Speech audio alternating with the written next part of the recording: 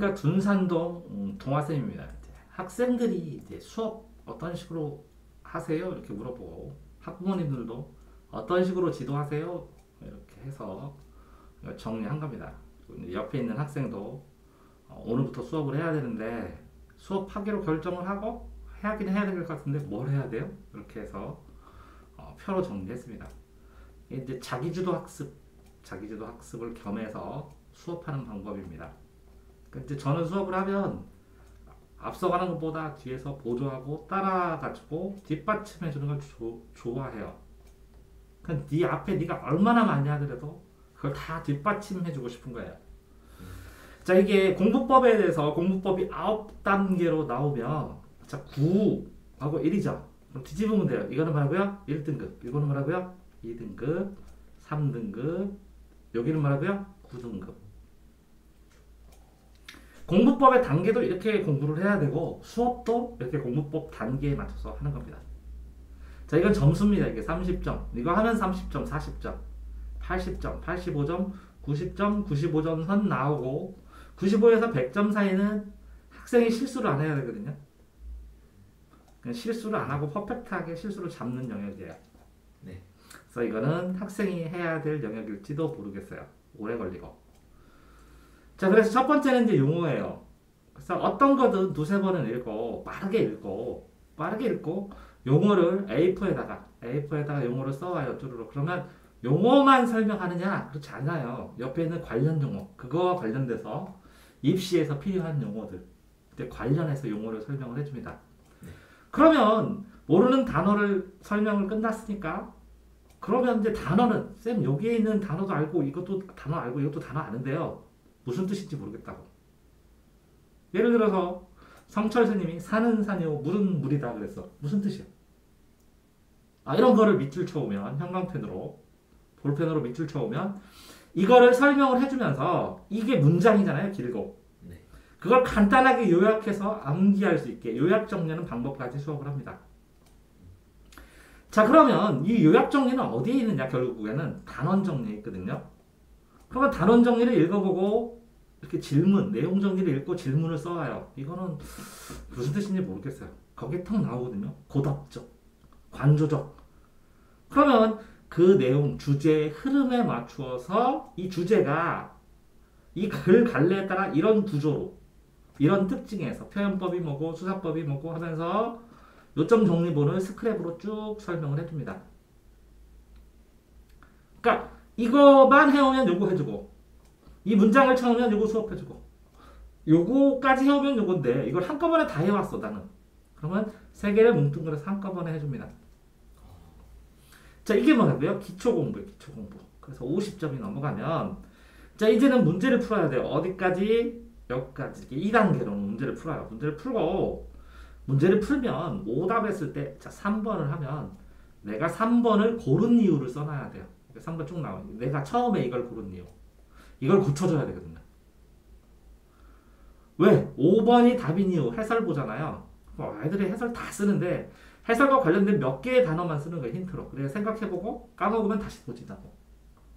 힌트 단어만 써놓으면 제가 그 다음에 이렇게 고른 이유를 쓰고 이걸 내가 스스로 고치는 방법을 쓰면 최고입니다. 그러면 네가 이걸 이렇게 하면 다음번엔 이걸 안 골라요 하는 요거를 평가해주면서 또 다른 방법들을 가르쳐줍니다.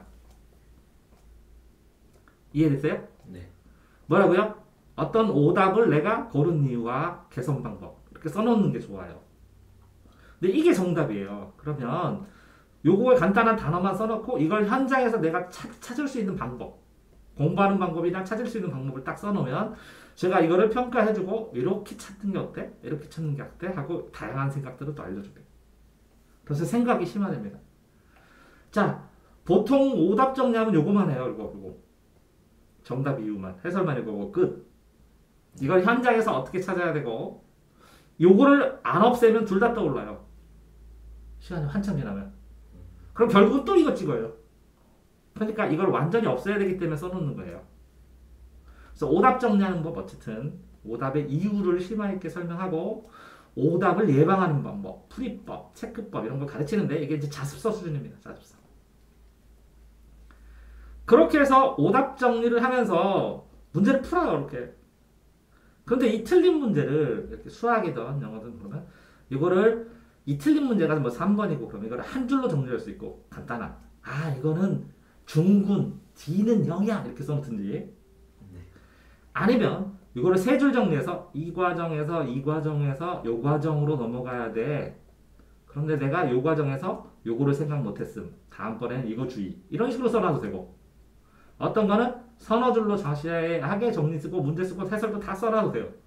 그러니까 오답 정리가 이렇게 한 줄 정리, 세 줄 정리, 이렇게 한 장 정리, 뭐 반장 정리 이렇게 되어 있어요. 그러면 이거를 오답을 이 틀린 걸 추가 정리하는 방법을 가르쳐 줍니다. 그래야 그리고 이 오답이 나오면 이렇게 공부해야 오답이 안 나와 하는 심화 학습하는 방법을 설명해 줍니다. 네. 자, 그렇게 끝난 다음에 일정 부분 내용을 어느 정도 봤죠? 보고서 문제도 풀어봤죠? 그래서 오답 정리도 조금 해봤죠? 그럼 이제 시험 내용이 파악이 되면 이게 기초예요, 기초. 아, 이제 기초 잡았다. 아, 여기가 기초 잡았다. 그러면 여기는 이제 기본 잡았다. 그래서 기본 7, 80점 됐다. 이렇게. 그러니까 어떤 애는 내용 정리한 다음에 모르는 거 몇 개 물어보고 바로 문제 풀어서 모르는 거 5개밖에 안 되는데요. 그런 애도 있어요. 쉬워서. 그럴 때는 요 문제 푸는 거랑 틀렸던 거 이런 것들까지 합쳐서 이런 것까지 합쳐서 전부 다 어떻게 해오라고 해요? 제가 요약 정리해오라고 해요. 시험에 틀릴 만한 것만. 네. 그러면 그 요약 정리를 보완해주고 그 요약 정리와 관련된 뭐 중학생이면 초등학교 이용, 고등학교 때 이게 어떻게 확장돼서 이렇게 배운다 이런 것들을 다 설명해주고 요거를 풀어가지고 요런 게 이런 거랑 결합되면 어려워 이렇게 다. 그래서 이런 걸 시험 공부할 때는 어떻게 해야 돼? 요 부분에서 요거까지 나오면 힘들어 이렇게 쫙 얘기를 해줍니다. 그래서 요점 정리가 끝나면 그 다음부터 이제 실력으로 무한 문제풀이를 하는 거예요. 그게 제가 단원별로 소단원별로 출력해서 사이트에서 찾아주기도 하고 오답 정리 이제 심화해서 요점 정리에다 계속 정리하는 거예요. 추가로. 그런 다음에 뭐 총정리도 풀고 고난도 중급 문제도 풀고 이렇게 한 다음에 요 고난도를 분석하는 거를 가르칩니다. 무슨 얘기냐면 고난도는 수학의 개념이 하나가 아니라 3개나 4개예요. 네. 그럼 문제를 딱 쓰고 여기 해설이 이렇게 길게 나와요. 그러면 요거를 이렇게 잘라요. 이렇게. 요 개념 하나, 요 개념 하나, 요 개념 하나, 요 개념 하나 이렇게 블록처럼. 요거를 정리할 때는 이런 식으로 정리하는 거예요. 요게 하나하나의 레고 블록이에요. 그러면 이 블록과 이 블록이 결합할 때는 어떤 특성이 있어? 이런 것들을 공부하는 겁니다. 그래서 고난이도를 심화 분석해가지고 이렇게 요점 정리해서 암기하는 방법을 배웁니다. 그게 다 끝나면 90점 넘으면 교과서로 돌아갑니다. 이게 뭐라고요? 교과서 중심으로 난 공부했어요. 이게 수석들이 얘기하는 게 이 교과서입니다. 교과서 글자 하나하나를 낱낱이 파악하면서 이게 변형되면 요걸 요런 단어로 되면 헤매겠다. 요거랑 요거 순서 바꾸면 헤매겠다. 요거랑 요거랑 바꾸면 이렇게. 이게 선생님들이 잘하는 이렇게 변형 문제, 심화 문제를 연구하는 방법입니다. 그래서 쌤 이렇게 바꾸면 될까? 그렇게는 내기가 힘들어 하면서 출제자의 원리, 출제하는 마음을 이해하는 단계가 95점부터 100점 사이입니다. 자, 그러니까 단계별로 이렇게 뭐도 해준다고요? 용어 설명, 요약 설명. 자, 요게 학원에서 수업하는 겁니다. 이렇게 주제 구조 파악하면서 전체 스크랩, 내용 흐름 쭉 설명해 주는 게 학원에서 해주는 거예요. 근데 요걸 안 해요. 요것도 안 하고. 이거 누가 하라고요? 스스로 하라고 그래요. 그러니까 실제적으로 이건 예습의 범주예요. 쉬운 애들은 다 알아요. 근데 이게 학원에서 여기까지 해주고 본인이 스스로 이걸 안 하면 어떻게 되면 이게 누적되게 점점 모르는 게 늘어나서 쌓여요. 나중에는 자기는 알고 있다고 생각했는데 몰라갖고 틀려버려요. 그래서 자기 주도로 이걸 채워가는 거예요. 이렇게 어떤 애들은 이거 여기까지 읽으면 자기가 그냥 다 알아요. 그냥 읽고 그냥 문제도 풀려요. 그냥. 그랬더니 뭐라고요? 오답 정리를 안 해요. 아 됐어요 하면서. 근데 이렇게 정리하면 다음번에 쭈루룩 훑어보면 다시 문제 안 풀어도 되잖아. 그랬더니 그러네요. 맨날 이렇게 한 문제 통째로 쓰고 막 다 쓰는 것만 아니요 한 줄 정리하면 되잖아. 이 문제는 번분수로 이렇게 하는 게 특징이야. 이 문제는 가우스 함수와 뭐랑 연결시켰어.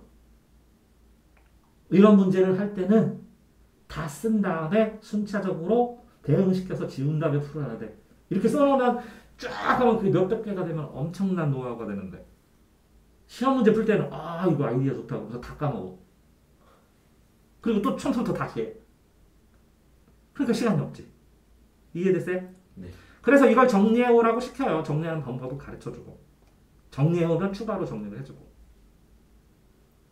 그러니까 강제로 이렇게 되면서 A4에다 이렇게 쓰든지 아니면 자기 전용 노트에다 쓰든지 상관없어요. 이제 A4에다 정리를 해서 스캔을 떠갖고 하나하나 설명을 해주는데 어떤 애는 여기까지만 가고 끝내요. 어떤 애는 여기까지만 가고 끝내요. 이걸 못해요. 그러니까 이거 80점 맞으니까 3등급 딱 맞고 2등급을 못 맞는 거예요. 고난도 문제집을 풀어야 2등급이 되는 거고 그걸 오래 장기간 해서 시발을 해야 1등급이 되는 건데 이렇게 내용 요약 정리하고 문제 풀었어요. 그럼 4등급이에요. 딱 반절. 그래서 이걸 빠르게 여기까지 찌르르 가는 거를 계속 연습을 해주는 거예요. 이게 생략할 수가 없거든요. 됐나요? 네. 그러니까 공부를 하면서 공부법의 단계 가르쳐주면서 단계 질문해서 공부하는 대로 가르쳐주면서 다음번에 2단계 다음에 2단계 해봐 하면서 이렇게 틀을 잡아주는 거예요. 됐나요? 네. 자, 그 다음에 세특 있죠, 세특. 네. 생기부, 생활기록부 정리할 때 이 교과에 생활기록부 쓸 때 세부특기사항이라고 쓰는 게 있는데 이런 질문 모두 첨삭하고 수행평가 과제 3일 전에 이거 수행인데 어떻게 할까요? 그러면 아이디어도 주고 자료도 주고 첨삭도 해줍니다. 자, 논술 하나씩 써오면 이거 논술만 수업하기도 해요. 문과생 논술 작성하고 쓰는 법을 가르쳐 줍니다. 그래서 독후감 대회나 뭐 이렇게 발표 대회나 뭐 이런 주제 발표 대회나 뭐 이런 거 토론 대회나 이런 거 나오면 원고도 더 고쳐주고 자료도 주고 아이디어도 적어주고 해줍니다. 대회 나가면 대회 보조도 해줘요. 글 첨삭도 해주고 아이디어 제공도 해주고. 그러면서 이런 것들을 전부 다 저 위에 것도 그렇고 뭐라고요? 공부법으로 이렇게 해야 된다고 설명을 해주는 거예요. 공부 방법. 그래서 오늘 뭐 수업한 거예요? 공부법의 단계. 네. 이렇게 해야 되는데 그래서 상세하게 사례를 정리해가지고 단계별로 공부법을 가르쳐 주거든요. 그래서 본인이 거기에서 애들이 나는 이 정도 단계만 하기도 하고 나는 이 정도 단계만 하기도 하고 나는 이 정도 단계 본인이 안 가요. 강요를 해도 여기 단계에 머물러 있는 거예요. 그럼 여기가 올라가기 힘들잖아요. 이렇게 힘들잖아요. 자기 수준을 넘어가야 되니까 한계치를. 그러니까 몰라서 못한다고. 이렇게 해야 되는지 모른다고. 네가 고등학교 종류가 뭐 있는지 몰랐던 것처럼. 그래서 뭐라고요? 이렇게 유료로 학생 상담이나 진로 해줘서 그래 구체적으로 설명을 해줘야 되니까 시간하고 공부할 책자랑 뭐 이렇게. 근데 부모님들이 이런 거 다 자세하게 뭐 책을 몇 권을 봐야 되고 얼마큼 몇 시간을 해야 되고 돈이 얼마큼 들고 언제 이걸 해야 되고 이런 거 그거 뭐 맨날 나한테 가르치고 아이들 가르치는 사람이나 알지 모르잖아. 그러니까 이거 설명해 준 거예요. 저번에 수업에서. 이해되세요? 네. 그래서 진로 단계 작성 다 해주고 뭐 해야 될지 다 짜주고 그래요. 이것만 진로 상담만 받으러 오는 사람도 있어요. 유도로. 자, 그 다음에 뭐 초중등 수리 논술로 해서 공식 원리만 쫙 설명해줘요. 뭐 책 한 권 처음부터 끝까지 다 해주세요. 뭐 수원 처음부터 끝까지 공식 다 해주세요. 하는 것도 해줘요. 녹화하는 것도 있어요. 그러니까 수학 사전으로 수리 논술 하기도 하고 공식집으로 공식하기도 하고 역사 논술 교과서 한국사나 교과서 세계사 역사 논술 용어를 중심으로 흐름 설명하면서 하기도 하고 독서 논술로 독서 토론이나 창의력으로 문제 내가지고 뭐 독서와 관련된 거 예를 들어서 장화 신은 고양이 장화 왜 신었어요? 신데렐라 우리 누구들은 딱 벗어놨는데 다른 건 마법이 다 풀렸는데 그거만 왜 안 풀렸어요? 뭐 이런 것들 뭐 예를 들어서 토끼와 거북이에서 거북이가 반칙을 안 쓰고 정당하게 이길 수 있는 방법이 뭐예요? 뭐 이런 것들 독서 논술 토론하기도 하고 그 독서논술은 오래 했어요. 예, 제일 많이 한 게 독서논술하고 예, 선생님들 수업 논술하고 선생님들 교수법 수업을 어떻게 하는지 강의하는 거 외부 강의로 제일 많이 했었거든요. 외부 강의로 이 선생님들 수업은 못해도 한 2, 300회 정도 하지 않았나 이렇게 생각을 해요. 자, 그 다음에 영문법, 영어 어떻게 학습하고 영어 문법 기본 잡으면서 영어 어떻게 학습하는가 한 직독직해 암기법 해갖고 한 3개월 정도 코스로 가르치면 기본적으로 혼자 영어 공부하게 만들어주고, 그 다음에 이제 재수생이나 독학재수생 프로그램 잡고 문답 수업으로 질문하면 답변만 해줘요. 책은 다 나왔으니까. 그래서 아이들 컨트롤해서 재수하게. 작년부터 안 해요. 너무 힘들어가지고 체력적으로. 그 전에 한 10몇 년을 했는데. 그 다음에 학생들 진단을 보고 혼자해서 진단, 학습 진단 많이 해요.